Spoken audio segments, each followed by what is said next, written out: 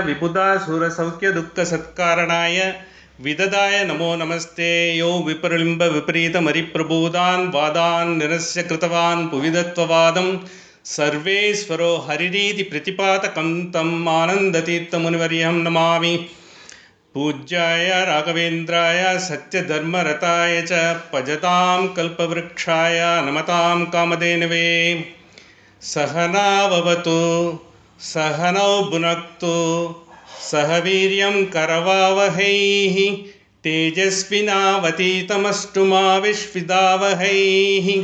ॐ शान्ति शान्ति शान्तिः। अत ईशावास्योपनिषदः यज्ञेयोपनिषदः शान्तिपाठः। ॐ पूर्णमदः पूर्णमिदं पूर्णात् पूर्णमुदच्यते पूर्णस्य पूर्णमादाय पूर्णमेवावशिष्यते। ॐ शान्ति शान्ति शान्तिः। Namaskaram friends. We are through this the 12 to 14 mantras, that particular segment of Isavasyaupanishad. The mantra 9 to 14 as such taken into account. There has been lot of Vyakyanas, commentaries only for this 12 to 14 because I was going through a lot of material and with various commentaries both by Ramakrishna Mission and as well as Swami Vivekananda himself. And there is one Sarvapriyananda, he is in very renowned exponent of Upanishad, he is in US, in Ramakrishna Mission. If you take into account, these mantras are really a bulwark of just regulating our, the upasana, regulating our thoughts, regulating our process. So therefore, as well, these mantras pose quite a bit of difficult, as we have seen, vidya, sambhuti, asambhuti. And when these sort of contradictions are being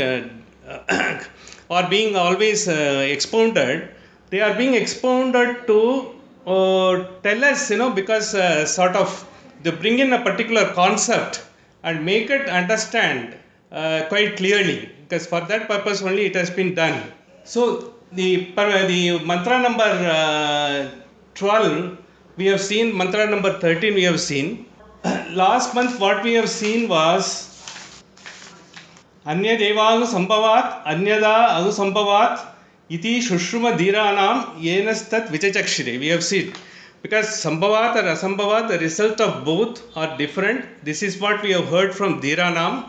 So Dhiras who have said, that they have made us understand the effect is different, and that is how we will have to understand. From our purpose, what we have understand, Sambhavat is the knowledge of the Creator. Asambhavat is the knowledge that he is also a destroyer. The creator and destroyer, in a typical sense, what we were taught, because people do take it as a matter and origin for the purpose of simple understanding. And for otherwise also, people, they say it is unmanifest and manifest. The manifest is visible to our drishti and unmanifest is not visible to our drishti. So what you are not able to see, to understand, you will have to get into your inward journey. A little more deeper, with the proper practices and upasana, then only you will be able to get into that particular understanding of that upasana. This, as a creator, as a destroyer, when we were talked about that, this concept, what it has been done, creator in the sense, one who creates finally we have seen, Ajnana Nashaya Vijnana Purnaya. He is Vijnana Purnaya. Finally, he gives it to Sujnana. Because Sujnana, in the sense, he is able to make you understand what you understand through your senses once you process it. Finally, your final inward journey, you will have to get through a proper distilled knowledge which takes you into your internal journey. You are able to get to the bliss. The bliss is the realization. Realization, you cannot design. It is a formless or with form. You can't do anything. Because that's why we have got a Ishta Devata. When you have a Ishta Devata, you make it a point to understand through this Ishta Devata. Finally, you get the bliss. The bliss that is pervading you all through the day. That is going to be the final realization of the God. This is going to be expounded in the further mantras. The mantra 14, which is going to be the last of this segment. I will just read this mantra. This mantra is sort of quite a sort of a classical mantra, because it has been interpreted in different ways by different acharyas. And because the two words Sambhutim and Asambhutim, in this mantra, the contextual difference, and it also gives some sort of a clue how to you should be able to understand and how to get into the Padacheta, and Padacheta is very important for this mantra. So we will go through the Padacheta as well as we will try to understand this mantra. Sambhutim cha vinasam cha yastat vedo ubayam saha vinasena mrityum tirtva sambhutyam amrutam astute. Mantra number 14.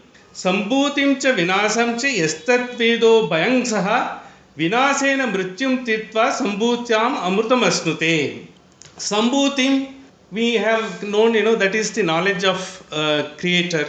The knowledge of one who creates finally, because once your ajnana is destroyed, he creates the sugyana. Once you understand this is it, inwardly when you go and find, you are able to get the proper, the distilled wisdom into your chitta. He gives you finally, this is what he creates. Once you creates is anandanubhava. Once you create that anandanubhava, it is the bliss that is going to take you all through. To get that bliss, you have to have the knowledge of Asambhuti as well. The Asambhuti we will see exactly once we go through the Patacheta. Sambhutim, knowledge of the Vishnu as the creator or the origin or the unmanifest. Cha and Vinasam. Vinasam, knowledge of him as a destroyer. Knowledge of him as a destroyer is a destroyer of Ajnana. He takes away, because the God's one of the greatest qualities is, we have called all the raga, dvesha, kama, moha, everything and all. By your practice, he slowly takes away all these aspects of it. So when you progress from tamas to rajas and rajas to sattvic, it is not always a sort of because you will have all these things mixed together in your worldly day-to-day affairs. So when you go there, slowly it is taken out. All this, this is taken out. Once you get into you, these qualities, once it is taken out, you get into a common denominator where you will be able to absorb the final knowledge of the final knowledge of the Almighty, the final way to realization of the God. This is what exactly has been sort of denoted by this. We will see in detail how this has been expounded by our acharyas and different acharyas, how we will have to understand it. Vinasam cha, knowledge of him as a destroyer, perishable. The matter is perishable. That is what people want to say, because the matter what you are seeing with your drishti, that is always perishable. Cha and yaha, who, tat, that Veda is knowledge. Ved is the root. Veda is whenever it comes in any of the Upanishad, it takes you to the final knowledge you are able to get, or final knowledge you are understood when a final knowledge it has reached you. Veda, Ubayam. Ubayam is the one which enables you. It finally gets you. It gives you some sort of a process of contribution. That Ubayam, with that, you are able to get it Saha.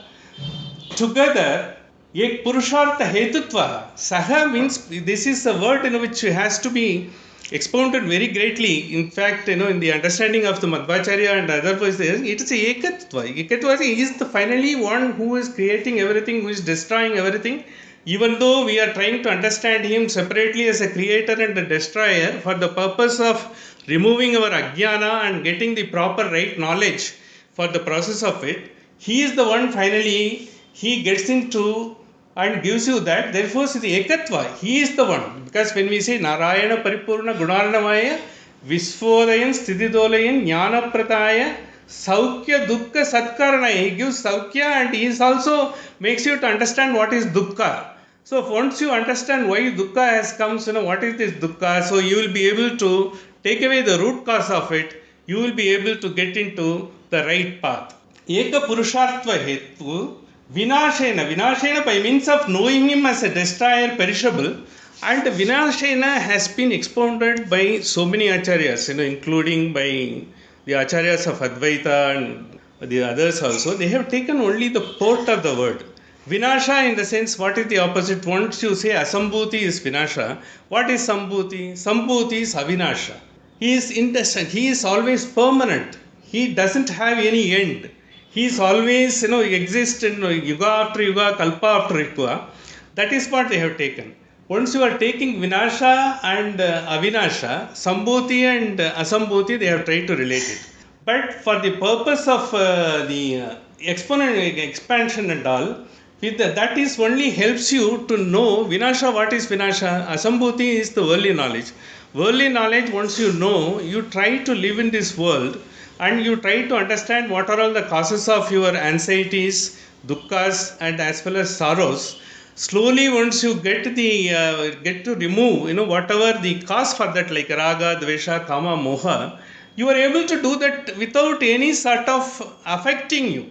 You have to still do the job, but you are not able to, you are totally devoid of this raga, krodha, moha, and all those things, because once it takes away from you, your job is as pure. Once it gets purified, there is no question of being, getting drawn and, like a magnet you will not get into, but you will be doing the job. You will be living in this world like any normal being. You have to do whatever has been assigned to you or obligation and everything, you will be doing it. But this will not anyway cause you any sort of harm to you, and in fact enable you to get to the bliss. Once you get to the bliss, he is creating that atmosphere to get the bliss. He creates into your chitta, and he is a sakshi. He is internal controller. He is there. He is able to take us. That is vinashena mrityum tirtva, death. Other index. What is death? Death is death for your krodha, death for your moha, death for your raga, and death for your vesha. This is the death. Death means it is not a physical or metaphorical death. It is the death of all these qualities which has been conditioning us while living in this world and cause of all anxieties, sorrows, or because some sort of undue happiness, when you get exuberant or very sort of a rational inexuberance, both in it comes, it is all the causes. But once you understand that, you will slowly give it, because you will not have this concept. You will be dealing with everyone as it is, as per the things demand, and you will not have any sort of a conditionalities imposed on that. Supposing when you are doing a job, when you have a conditionalities imposed on that, your own action will be little kinky. It will not be straight. You will try to put your conditionalities. No, for this person, for instance, if you have to meet the demands of two persons, if you think, for this person is like this, because I will have to do this way, and this person is like this, you will have to do this way. Properly you will do it. You will be dealing with the bank manager in a particular way, as well as you are going to deal with the vegetable vendor, you will do it in a particular way, because it is only a transactional.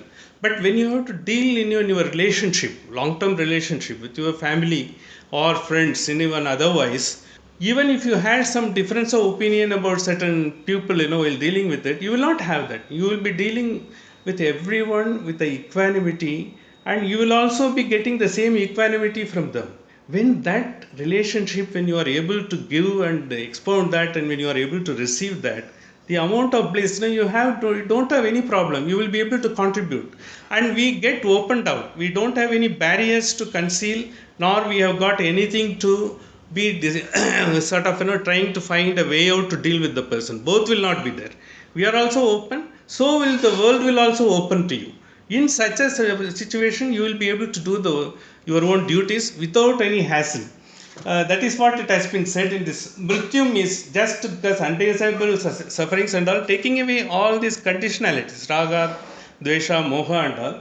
And Mrityum tirtva, having overcome, crossed over. Once you have got all these, you have removed all these qualities and all, then what is there? Sambhutya, by knowing him as a creator, you get what is moksha. They say, because Amritam is a sort of status where you are sthita prajna, you are fully blissful, irrespective of the fact, whatever conditions you are there.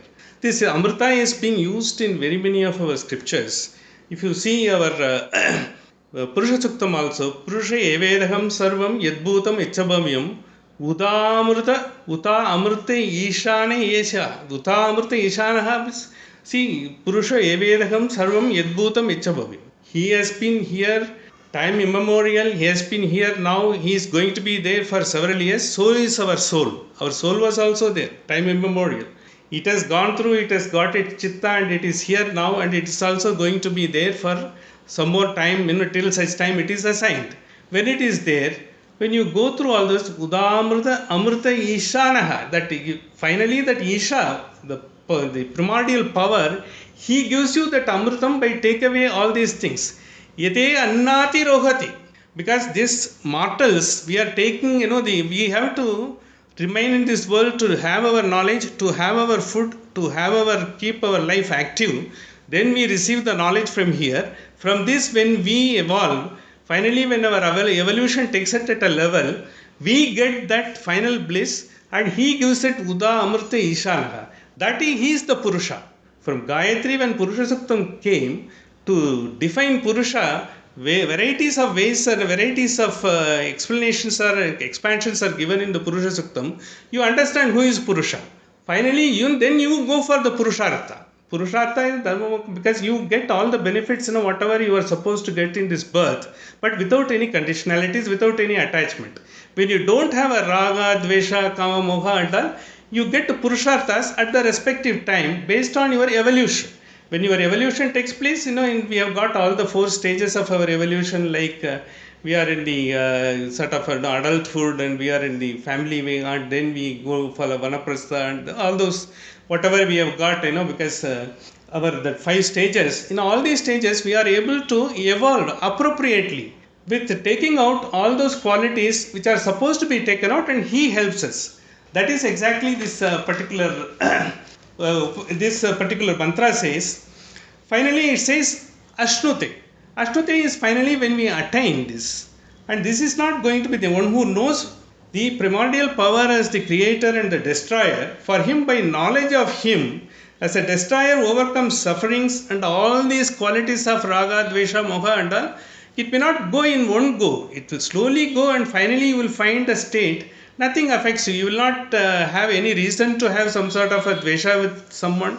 You will not have any sort of a reason to have some sort of a raga with anyone. Nothing will be there. For seeker who obtains a qualification with the spiritual study in accordance with the first 2 verses, this verse clarifies how you will have to finally get into the state where you have to have equanimity. Here also you will have both Shambhuti and Ashambhuti. Like as we had Avidya and Vidya, this is again integral Upasana. This integral Upasana, because what happens, you cannot, you have to live with this world, you have to interact with the matter, you will have to experience the matter, as well as you also try to take the matter as it is. You should not get fully involved in the matter, because finally your purpose is, you have to, because it is all for our own benefit. By doing that, what we are able to do, we are able to go through this life without any difficulty whatsoever. And once we have that particular approach to the entire thing, this particular thing, it prepares you for the Upasana, because next 4 slokas which we are going to see, it is what is the nature of God we have already seen. It further expands how the nature of God, how he has to be understood, and what is the way to realize that. And when we used to realize that, people, some of them, will try to say, because when we say Saranagati is nothing but once you are able to put the divinity in your every action, divinity in your every sort of result of that action, divinity of your everyday living, that is the Saranagati. You offer everything to God as you are offering, and whatever comes to you, whether it is whatever way it comes, you take it as the God has given you as the prasada. Once you have that bhava, you will not have any you will not be having any dilemma. You will not be always be agitated.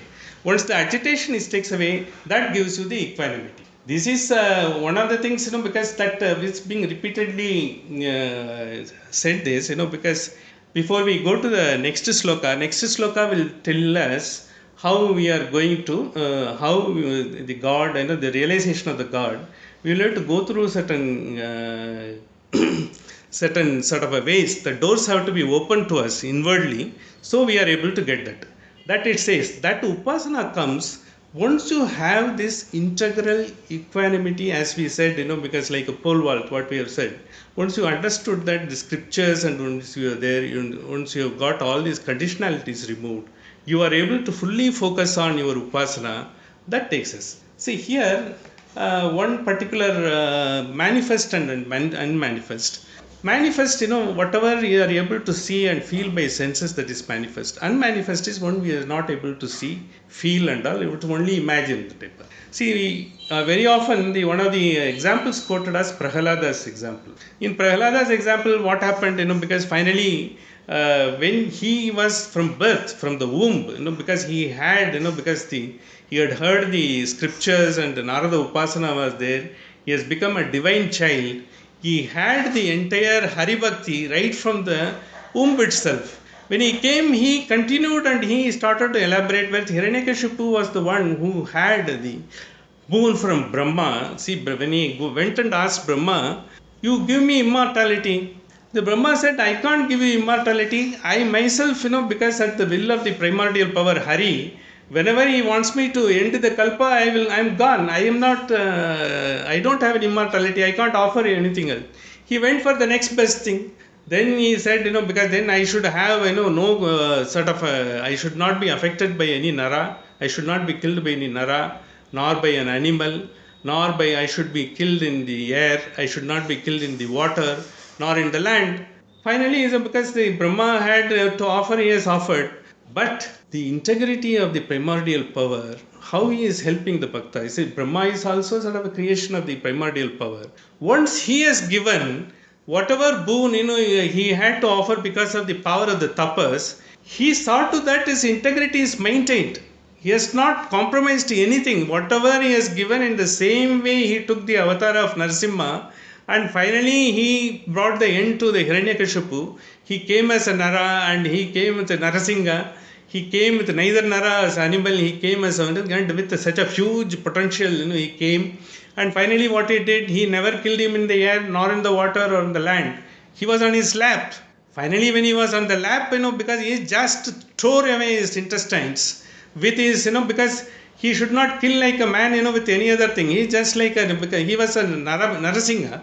He tore away, and that is why, because when our Acharya, Narasimha Nakustuti, when he has done that, this Naka is finally the metaphor for the entire God's sort of a power to give to his bhaktas, because, and as well as to whom. He has kept the word of Prahalada, he has kept the word of Brahma. He has finally did what they had, because it has to be done. And it also, in a way, Hiranyakashipu got the moksha redemption, because he was a Jaya Vijaya in the earlier births. Because of, the Sanat Kumaras were not allowed to enter Vaikunta, so they gave him Sapa. Sanat Kumaras are great tapasvis. They are also supposed to be Amshas of Vishnu. So Vishnu was in Yoga Nidra when he came out, and when he saw that, he also took pity on Jaya Vijaya. They were only doing their duty. They were not allowed him. But they are full tapasvis. What to do? He wanted to find a compromise. He wanted to find, he felt he has to do everything whatever has been. He also went by the Shapa given by Sanat Kumaras. He also went by the predicament of Jaya Vijaya. He asked them, what you would prefer? Whether you would prefer 14 births as a devotee and live in this world, and you can attain me. You be there as a devotee, or 3 births as the enemy of the Almighty. Why he gave his was, they will be a sort of source for people to realize the ultimate knowledge. It is not that, not as an enemy, you be adharma. Unless adharma is there, you can't get avatara. Yata yata hi dharmasya glanir bhavati bharata sadatmanam shrujamaham, because then only he comes. Whenever adharma goes up, the adharma, in fact, it has to go up if we want avatara to come. And to create that, it is his leela. That is what, yesterday, last time also we saw, when Acharya said in Dwadasa Shotra, Srushti Samhara Leela Vilasa Tatatam. Because it is his nature of things. He has to create this. So yuga after yuga, kalpa after kalpa, and people have to understand what is right and what is wrong. And dharma will change from yuga to yuga, kalpa after kalpa, depending upon the souls who are manifesting themselves. What was in Satya Yuga, you don't need so much of Gita, you don't need so much of sort of a dharma, dharma sindhu you don't have, because there is a, because whenever we have any confusion, even during the lockdown, you will find there is a lot of confusion. You got to do your pitru karya, and you have to do so many other things. What to do? You will not get Brahmins will not come to your house as you have to do. For that, finally, if you see our Uttradimata Srimad Acharya and the Mahans, they have given a solution. How they have given a solution? They have referred to Dharma Sindhu. Dharma Sindhu is a very big, one of the monumental one, which tells about everything like determination of Tithi and determination of Karma, Karya, and what are all the procedures we will have to adopt for Dharma, Karya, and everything has been designed in that. And then, for that, further, there is one more reference called Purushakta Samhita. Purushakta Samhita, there it has got, further this one also. Then there is Madana Parijata, they say. And Madana Parijata is also, giving some references. They have also determined all those things. They refer to all those things, finally say, we have got every parihara. It is the only religion, though it has ordained such a very, very tough and, because regimen to do your karmas and all, it has also given parihara and way out whenever, the things happen that you are not able to do it. There is nothing, that prevents you from sort of fulfilling your obligation, duties. You don't have to feel, look, I have to do in this particular way. Now, because unfortunately in these circumstances I am not able to do. You don't have to get disheartened. For this, always a way out. That is the greatness of this Sanatana Dharma. We have got so many scriptures to enable us to get over that. This is one of the greatest beauty of that. That is why, because even you will find some people, because we have got salagramas. All our forefathers have done the puja and they have left it. What happens of generation after generation when we get? Because they had all the mantras, they were at the atmosphere, when they were able to fulfill, the puja and all in a particular way. As days go by, we are not able to, we are all living in flat. We are all, even smaller flats, in big cities, we have got a different way of living. Some people don't have the opportunity to learn the mantra and do the puja, but they have got salagrama. And there are some pandits, who say, please, these salagramas are, very, very ugra, very effective. You don't, these are all, either if you can't do, you give dana to someone else. You can't be sure, whether that person will be doing that. Nothing, you don't have to do anything. You only have whatever is there, you just take the salagrama, drop to whatever you mantra, Hare Rama, Hare Rama Rama, Hare Hare, Hare Krishna, Krishna Krishna, Hare Hare, you say, you put 2 drops of water, good enough. See, instead of going and asking, and Paramatma is like a mother, and he will go by everything and all. If you, there is a sort of a work by Srimad Raghavendra, Pratakala Sankalpa, because Pratakala Sankalpa, when he has said, because Paramatma and your Guru, so they are all Dayalu, Parama Dayalu, and they are all Shama Samikta, Shama Sindhu, because they will forgive everything. You don't have to ask anything. Whatever you can do, even if Pratima is there, some people are having Pratima, and because it has come from generations after, you don't have to do anything. You take, whatever you feel with a pure heart, put 2 drops of water and keep it, and whatever mantra it goes to him. Etymologically, it is the Swabhava, Antaryami, Aham Brahmasmi for us, Aheyam, who is inseparable. He is a Sakshi, he is within you. He is the primordial power, he is controlling you. When the controller is there, you talk to him, he is like a mother. That's what Raghavendra Swami says, Parama Dayalu. He is there to help you, he is there to be with you. You don't have to worry about it. In fact, we can also share it with a lot of other people, because these are all the common things we come to know. Because some people, out of this fear and all, they go and give it to a mata, something like that. Not necessary. As long as you keep it, your forefathers have done.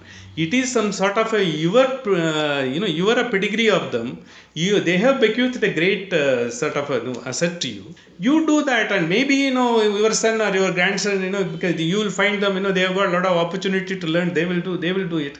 Whatever way they understand, whatever way you understand, you do it. Nothing more is required. That is what finally says in the integral Sambhuti, you don't get into all those things. You just simply understand this is that, and do only finally your raga, dvesha, kama, moha and all goes off. You are on a datum where nothing, you are pristine pure, and this is good enough for you to launch yourself into further upasana. This is the major port of this particular sloka. Over and above that, here this Raghavendra Swami has given in his Kandartha very, very, very simple and understandable one, and very nicely is expounded the whole thing. Sambhutim Sishtikartatvam Jnana Hetu Sishtikartatvam.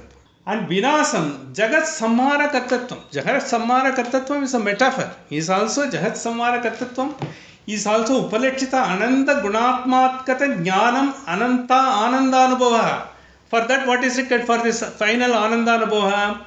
Vinasha Kartatva Jnana Akila creation to Ubhayas Rupa Mokshaya. This Vinasha Jnanas, whatever, this Vinasha Jnana is nothing but, all these conditionalities, Kama, Moksha, Dvesha and all, Raga, Dvesha and all comes. He is taking away that. Once he is taken away that, this has to be taken into, finally, we will return. So here, two things, I will just try to quote one particular sort of we have got Vishnu Purana. In Vishnu Purana, this concept has been sort of, they have brought out very well. And again, that sloka, all this, we will have to keep an understanding that all the 18 Puranas, all the author is Krishna Dvaipayana. He is Vyasa, who has written all those 18 Puranas. In most of the Puranas concerning Vishnu, it is Uma Samhita, because Samvada is there. Based on that, he has tried to bring in. Where Vishnu Purana and all this, he brings in all other things he has done. There is one Narasimha Purana, Upa Purana is there. In all these Puranas, he have brought in the appropriate concept, whatever is in all other Puranas. So that, because finally the thread of thought, if you go through all the 18 Puranas, it is not that, even if you master one Purana is good enough. If you see 18 Puranas, what he has done is, he has embellished, reinforced the entire thought process in the thread. It goes through, it can never take away your understanding, even for a minute. You will be totally, because fully riveted to that. And that is the one, because writing all 18 Puranas, again, because some people, will take, Shiva as the primordial power. Some people will take Vishnu as the primordial power. For everyone to understand, because this is the greatness of that he has brought in. The first two mantras, we would have already heard it in Vishnu Sahasranama. Avikaraya Suddhaya Nityaya Paramatmane Sadaika Rupa Rupaya Vishnave Sarvajishnave. This we have already heard, because Avikaraya Suddhaya, glory to the unchangeable, holy, eternal, supreme Vishnu of universal nature, the mighty overall. He is the only finally going to create and sustain and take the entire world to a bliss. This is coming in Vishnu Sahasranama also. This Vishnu Sahasranama same, because Vyasa is the author of Vishnu Sahasranama also. And he is the author of this Vishnu Purana also, he says. Then coming to next, Namo Hiranya Garbhaya Haraye Shankaraya Cha. This, I will tell you why I am bringing this particular mantra. Vasudevaya Taraya Sargadistik Antakarine. Particular thing is, when you see Advaitic concept and all, they have what we call Matarishva, who is the son of, like almost God, is next only to God, who takes all our karmas and makes it purified once we submit without any of the conditionalities, which we have seen in the sloka number 4. Anejadekam manaso javiyo, that very sloka, Matarishva Dadati, we say, that was seen that. Same thing like here also. They say when you do everything, it's all being submitted to Hiranyagarbha. Hiranyagarbha is the one, he is again a creation of the God. As such, like Brahma said, I am not immortal.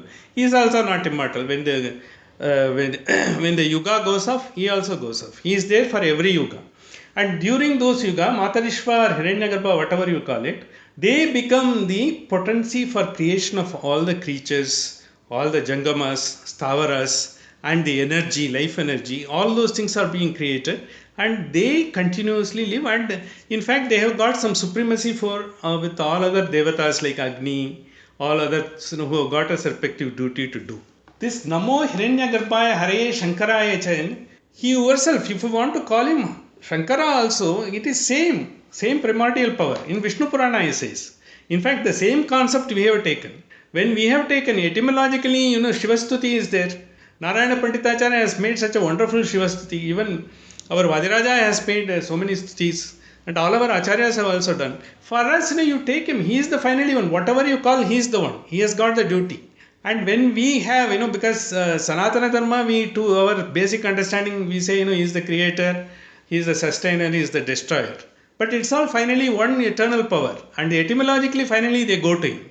That is what Vishnu Purana says. And he also says, don't bother about manifest and unmanifest. Vasudevaya Taraya Sargatischa Karine Ekanaika Swarupaya Sthula Sushmatmane Namaha Avyakta Vyakta Rupaya Vishnave Mukti Hetave.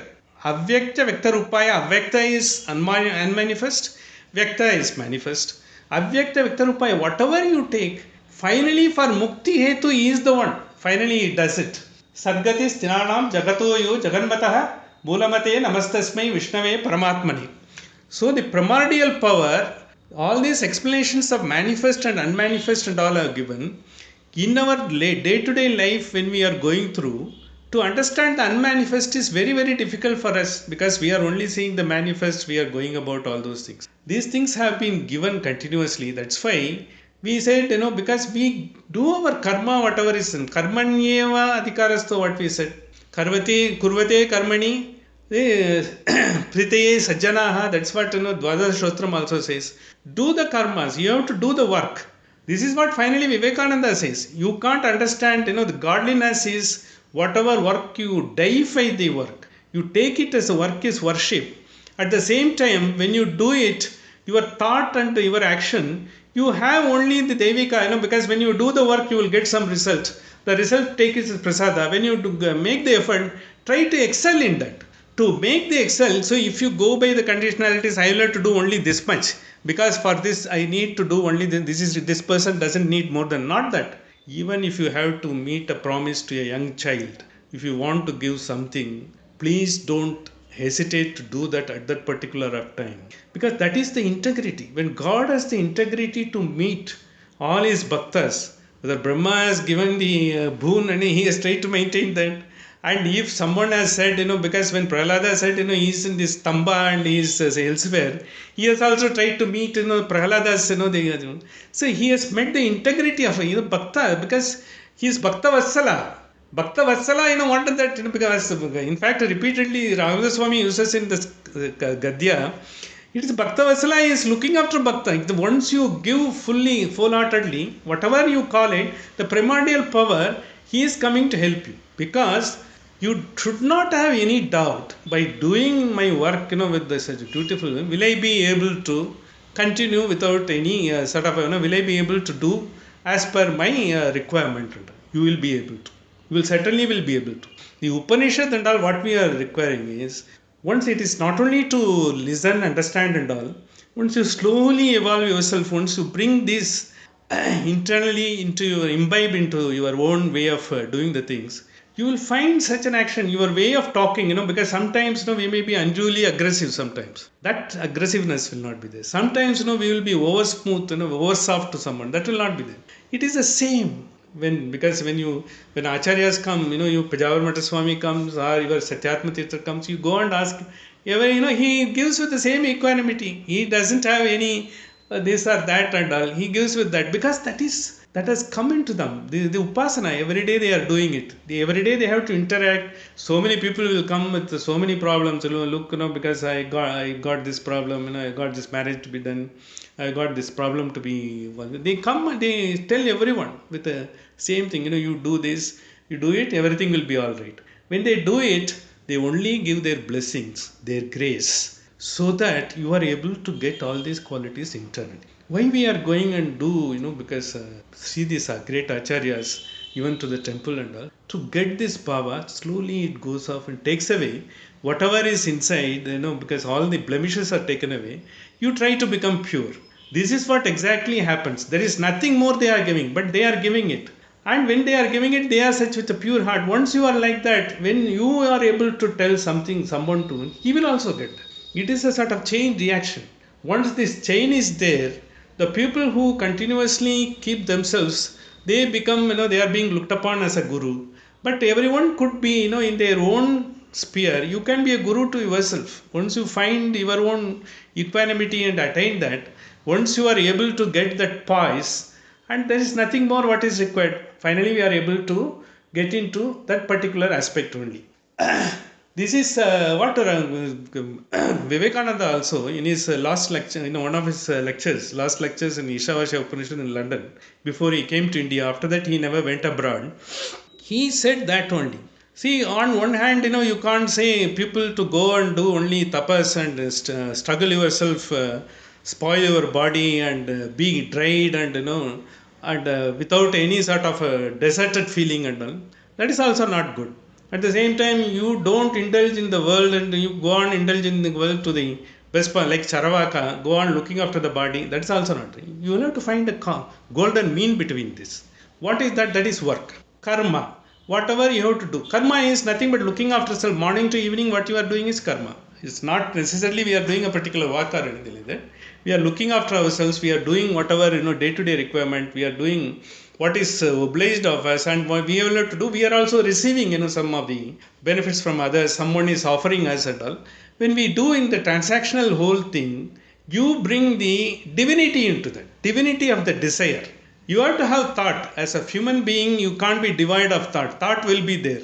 The divinity of the desire brings the divinity of the thought, purifies it. The divinity, once you don't have anything to once you are devoid of any ill will and you have only goodwill to everyone, then your thought is fully divine. Once the divinity is there, and your own internal journey will be pristine pure. You will be able to get into that.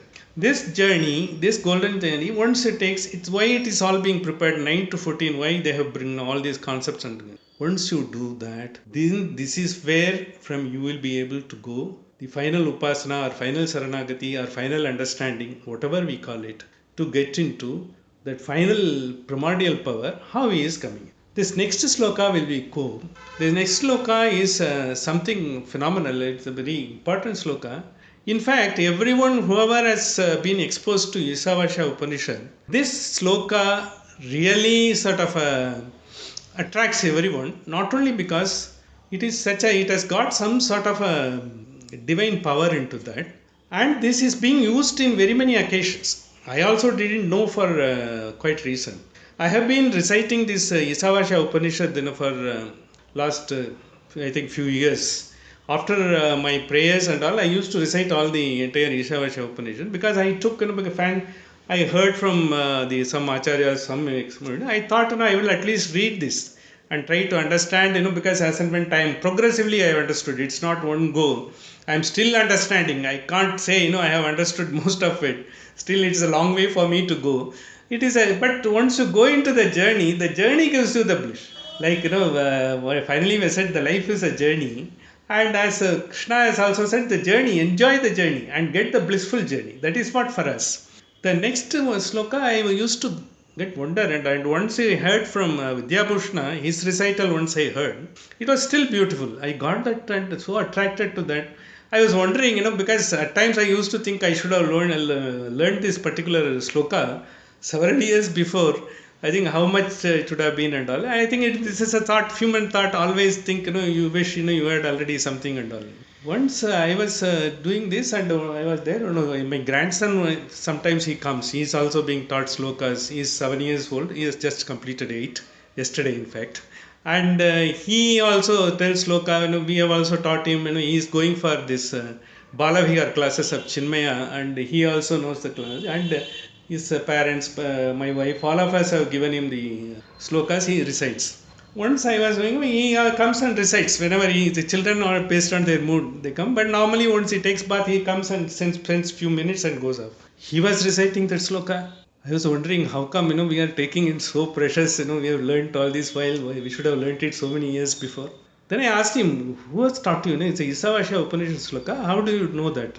He said in his school there is a yoga class. In the yoga master, and they first teach the children small yogas and give the rudiments of Surya Namaskara.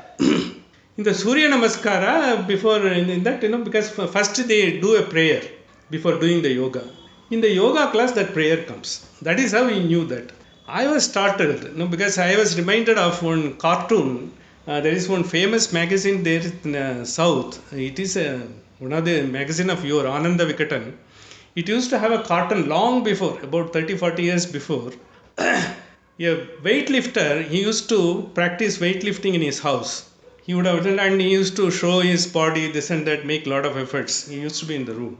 But morning when the servant maid comes, his wife asks him to get off, let her clean the room. When he goes to the room, and the servant maid, just while cleaning, whatever he was doing with so much of effort, so much of practice, as a champion, she left it that with the left hand and cleaned that. She left it alone. This fellow was wondering, I am trying to do this lady, because for her, work is worship. She doesn't bother, whether you are a champion, it's a weight and all. She had to just lift, and it is a sort of a joke, because this fellow is trying to strive and she has just done in a jiffy. That is like that. That sloka was so wonderful. Then I was happy, at least, nowadays in the yoga classes and, because of these prayers, they have brought in all this concept. And certainly, because I am not the one, who is having all this pessimism and all, the future generation is going to be much more knowledgeable than us.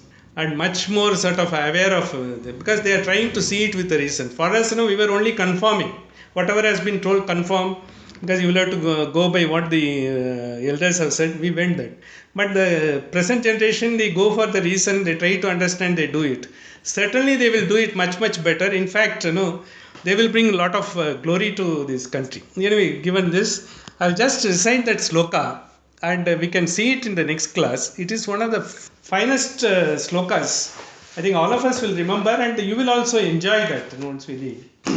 Hiranmayena patrena satyasya apihitam mukam tatvam pusan apavrunu satya dharmaya drishtaye. Hiranmayena patrena. Hiranmaya is gold, golden orb. Hiranmayena patrena. In the Hiranmayena patrena, this patra is the one container. Container is for anything, that Hiranmayena patrena satyasa apihitam mukam. The satya is inside.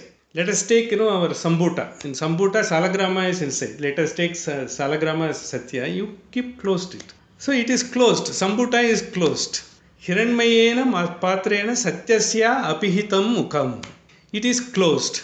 Tatvam pushan apavrunu satya dharmaya drishtaye. Tvatvam, you, the one in Satya, who is paripushna, who is paripurna, who is there, finally you just show it yourself to me by removing that that patras, that which has been covered, that Hiranmayena patrena. Hiranmayena patrena satyasya apitam muham Tattvam pushan apavranu satya dharmaya drishtaye. He is a satya. And satya, how will you be able to following the dharma? See, dharma can't be differentiated from them. That's why Pujyaya Raghavendraya Satya Dharma Rataya cha. Satya Dharma is Dharayiti Dharma. With that dharma, with that upasana, where you only mean good divinity in that, everything, to everyone. See, that's why Raghavendra Swami is here, because the Mata has come about all over. He has sort of dispensed all the glorious grace, including whatever way out for everyone all through.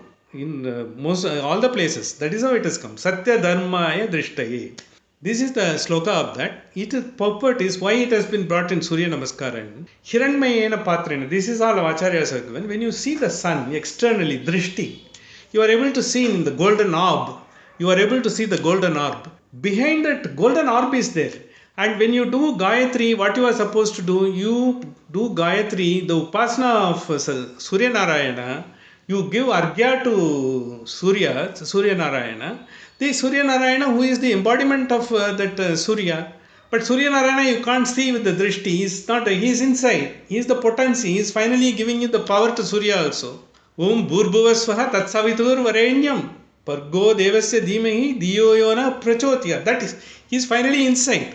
So what you are requesting is internally, because externally it will appear, and you are requesting Surya to little, take away your golden orb. Let me be able to see the Surya Narayana, Satya. For that I am following this Dharma, Upasana. The Dharma already have been, because all this 1 to 14, whatever we have seen, I have learnt, imbibed, and I am following Dharma, I am doing this Upasana. Now you please show me. Now you please reveal me to inner self. And inwardly what you do? Inwardly I have removed all my ajnanas, all my raga, dvesha, all those I have removed. They are all the one which is covering the veils. Once you remove the veil, you should be able to finally get into the bliss. The bliss is the final realization of the primordial power. This is basically the port of this sloka in short, but this is one of the wonderful sloka. Whenever you talk about Isavasyaupanishad, the sloka number 1, the sloka number 15, this is the Hiranymayena Patrena Satyasya Apihitam Mukham Tattvam Pushan Apavarano Satya Dharmaya Drishtai. It will always come, and this is one of the excellent sloka because this has been expounded by all the acharyas. We will see everything in a greater detail in the next session.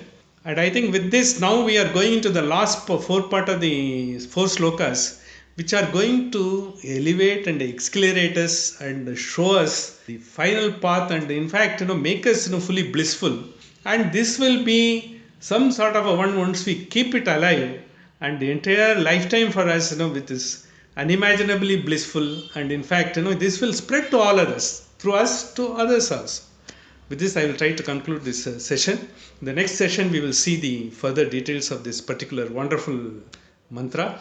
And in the meanwhile, I think if we have anything, any sort of comments or any views, and always. Prabhu sir, Raghavendra sir, Balraman is able to hear. So we'll go for the Shantipata. And before we go to Shantipata, I wish you all excellent, very good Ganesha Puja. Ekadantaya Vidmahe Vakradundaya Dhimahi Tanno Danti Prachodayat. We wish him, he has to do all nirvignas and he has to protect us. With this I will go for the Shantipata. Om Purnamadaha Purnamidam Purnat Purnamudachyate Purnasya Purnamadaya Purnameva Vasishyate. Om Shanti Shanti Shanti. Krishna Apnamastu. Oh, thank you, Prabhuda. Thank you. Yeah. It's wonderful. Absolutely. Yeah, this is the month of pujas, and I think we had a wonderful season.